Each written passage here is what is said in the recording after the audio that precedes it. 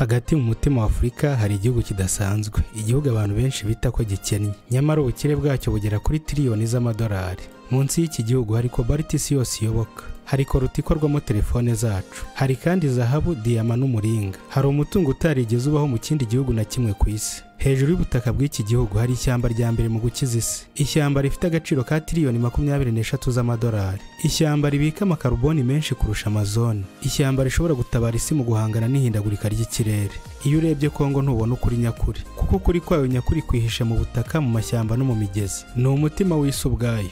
Iki si igihugu gikennye nk'uko benshi babitekereza. Iki nicyo gihugu gifite umutungo mwinshi cyane kurusha ibindi byose ku isi. Iki ni nk'icyambu cy'ubukire bw'isi yose. Iki gihugu nta kindi ni Repubulika Iharanira Demokarasi ya Kongo. Iki gihugu ni nk'urusengero rw'ubutunzi bw'isi yose. Igihugu gifite zahabu kurusha abaherwe, amashyamba afite ibiti bihenze kurusha zahabu, amabuye y'agaciro akenewe buri munsi mu matelefone no mu modoka z'amashanyarazi no mu bikoresho byihariye bya gisirikare. Reka uyu munsi dutemberane muri iki gihugu cy'agatangaza. Nk'ibisanzwe muri kumwe na Ndayishimiye Jean Claude.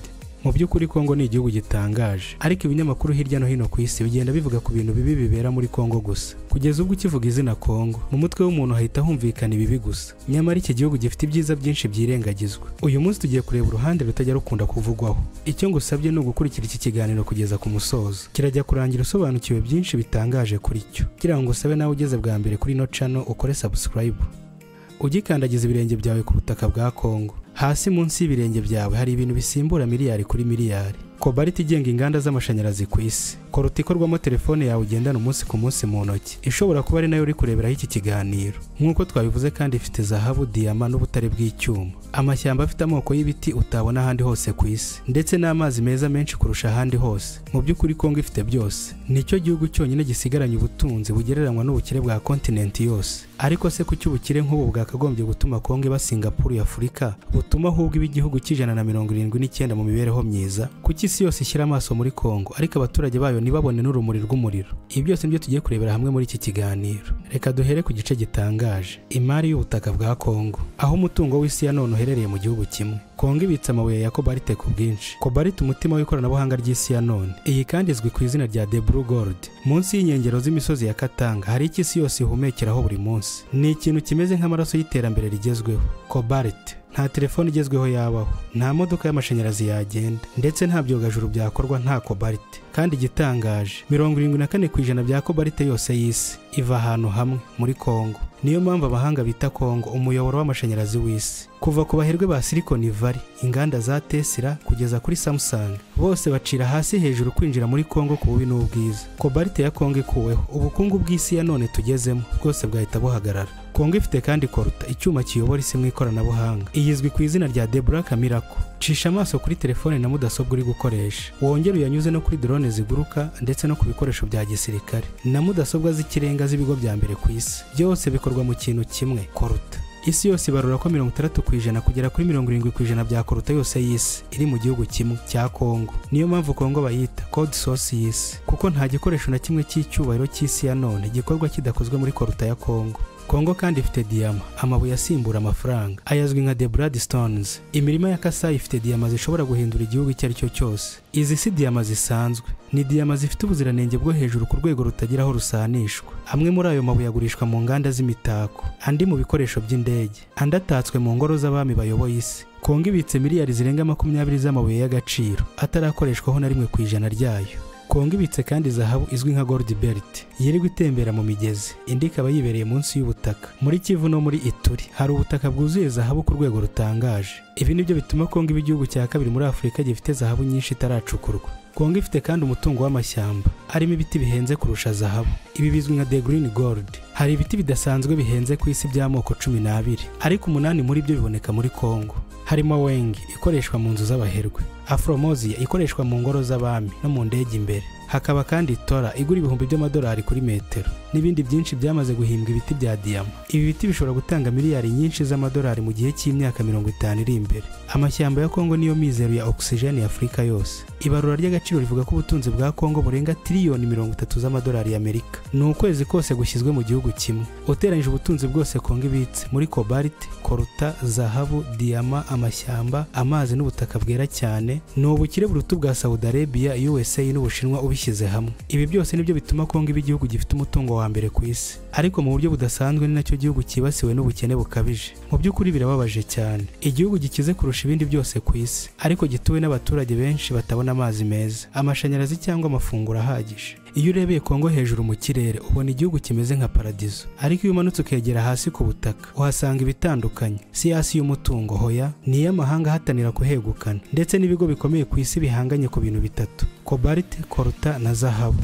Aho ubutunzi bwagombaga kuzamura Kongo bwahindutse imbarutso y'amakimbirane, kuva ku bihugu bikize kugera ku bigo bikora ibikoresho bya gisirikare. Iri niryo teka ribi rya Kongo. Igihugu cyarazwe ibintu isi ikeneye buri munsi. Mu 1996 Kongo yinjiye mu mateka mabi. Intambara imwe yihariwe n'amabuye y'agaciro kurusha ubundi buryo. Iyo ntambara yiswe Africa World War. Ibihugu bitandukanye byaje kurwanira mu gihugu kimwe. Impamvu nyamukuru si politike, ahubwo ni koruta, kobalite na diyama ndetse na zahabu. Kongo yabaye isoko y'intambara y'amahanga. Mu gihe isi igenda yihuta mu ikoranabuhanga, inganda z'isi zikomeye zose amaso yazo ziyahanze muri Kongo. Ibyo byose bakoresha bikenera koruta ndetse na kobalite, kandi twabonye ko hejuru ya 70% by'aya mabuye yose ava muri Kongo. Uyu mubare munini w'aya mabuye utuma inganda zose zikomeye zivuga ziti nta handi tugomba kwerekera uretse muri Kongo.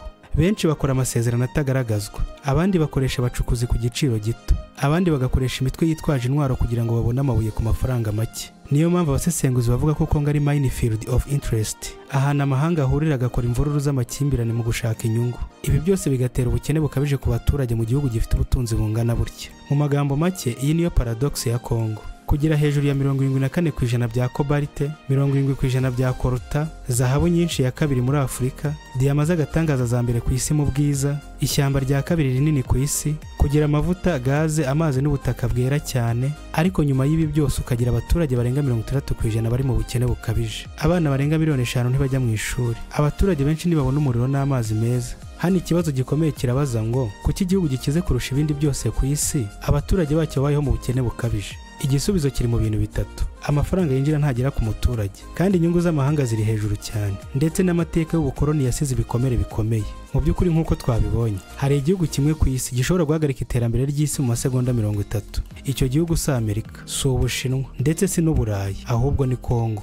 Kongo ifunze aya mabuye ya kobalite na koruta, Tesla yahagarara, Samsung yahagarara, Apple yahagarara, inganda z'indege zahagarara. Mu Bushinwa byose byaba bihagaze. Isi yose yahita ihinduka umwijima. Imodoka zose z'amashanyarazi na drones kubaho kwazo gushingiye kuri Kongo. Kuva 2030 amahanga yose yanzuye ko imodoka za lisansi zizaba zitagikoreshwa. Iyi ni revolution y'amashanyarazi ishingiye ku kintu kimwe: kobalite. Tesla ikenera ibiro 10 kugera kuri 20 kuri batiri imwe. Volkswagen ikenera toni zirenga miliyoni buri mwaka. BYD na Nio z'Ubushinwa zirashaka kwigarurira isoko ry'isi, ariko amaso yose ziyahanze Katanga. Isi yose iri mu irushanwa riteye ubwoba, gushaka gucoca ubutaka bwa Kongo mbere y'abandi. Ibikoresho bya gisirikare, tekinoloji y'intambara byose biri mu ntoki za Kongo. Amakimbirane yo kwisahagurukira ku kintu kimwe: ibikoresho bya gisirikare bigezweho, drones, radari, satellite, GPS, missiles, byose bikenera koruta na kobalite. Ni ukuvuga ngo ubushobozi bw'ibihugu bikomeye bwo kurwana bushingiye ku gihugu kimwe gifite ikibazo cy'ubukene: Kongo.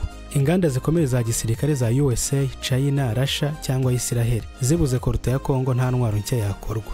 Nk'uko twabibonye haruguru, smartphone yawe kugera kuri laptop, PlayStation, Smart TV, drones na smartwatch byose bikorwa mu bikoresho biva muri Kongo. Inyigo mpuzamahanga ivuga ko 80% by'abantu bari ku isi batunze igikoresho kirimo koruta ya Kongo. Kugabanya koruta ya Kongo ku isoko byahita bizamura igiciro cya smartphone ku kigero cya 300%. Ibi bisobanuye ko burya isi yose ifite Kongo mu mufuka wayo buri munsi. Iyi Kongo turi kuvuga kandi niyo yonyine ifite ubushobozi bwo gutanga amashanyarazi kuri Afurika yose. Inzuzi za Kongo nizo nini muri Afurika yose. Inga Dam ifite ubushobozi bwo gutanga amashanyarazi angana n'aya Afurika yose hamwe. U Rwanda, Kenya, Nigeria, Djibouti, South Africa byose hamwe. Inga Dam yuzuye 100%. Afurika yahinduka umugabane w'amatara nka Las Vegas muri Nevada. Ubushinwa bwayise the battery of the world, batiri y'isi yose. Abasesenguzi bavuga ko iterambere ry'isi ya none rishingiye ku bintu bitatu: icya mbere Silicon Valley nk'ibitekerezo, icya kabiri China nk'inganda, icya gatatu Kongo nk'ibikoresho fatizo. Niba kimwe muri ibi bitatu gihagaraye, isi yagira ikibazo gikomeye. Ariko niba ari Kongo ihagaritswe, isi ihita ikubitwa n'ihungabana mu munota umwe. Kongo ifite ishyamba rya kabiri ku isi mu bunini nyuma ya Amazon. Iri shyamba ritanga 2/3 bya oxygene ya Afurika yose. Nimba rikoreshejwe neza, Kongo ihita iba igihugu cya mbere ku isi cyinjiza amafaranga mu gucuruza carbon credit. Nta gihugu na kimwe ku isi gifite ubushobozi bwo guhindura ejo hazaza ku isi nk'uko Kongo ishobora kubikora. Ishyamba rya Kongo ribika imyuka myinshi ihumanya ikirere kurusha Amazon, rikaba ishyamba rya mbere ku isi mu guhangana n'ihindagurika ry'ikirere. Mu by'ukuri Kongo ni ibihaha by'isi kuko igira uruhare mu gutanga umwuka mwiza ku baturage b'isi. Kongo ni igihugu kidakwiriye gupimirwa mu mateka yacyo, ahubwo kigapimirwa mu gaciro kacyo. Ni igihugu kidakwiriye kureberwa uko cyari ejo hashize, ahubwo uko gishobora kuba ejo hazaza. Ni igihugu kitabura umutungo, ahubwo kibura amahitamo y'ukuri. Ariko ni igihugu gifite byose kugira ngo gihinduke indoto y'isi nshya. Mu mashyamba no munsi y'ubutaka bwa Kongo hari ubukire bw'isi. Muri roho y'abaturage ba Kongo hari ubukire bw'ejo hazaza. Nubwo byombi bisa n'ibiri mu cyerekezo gitandukanye, ariko hari kimwe bihuriyeho. Kongo isanzure ry'ubutunzi n'ubukire bw'isi. Kuko Kongo si igihugu gisanzwe, ahubwo ni nk'igihugu cy'isezerano. Ndabashimiye cyane mwese twabonye muri kino kiganiro. Ngira ngo ngusabe wowe utarakora subscribe uyikore, dukomeze tubane mu biganiro bigiye gukurikira. Sawa, amahoro y'Imana akomeze kubana namwe mwese.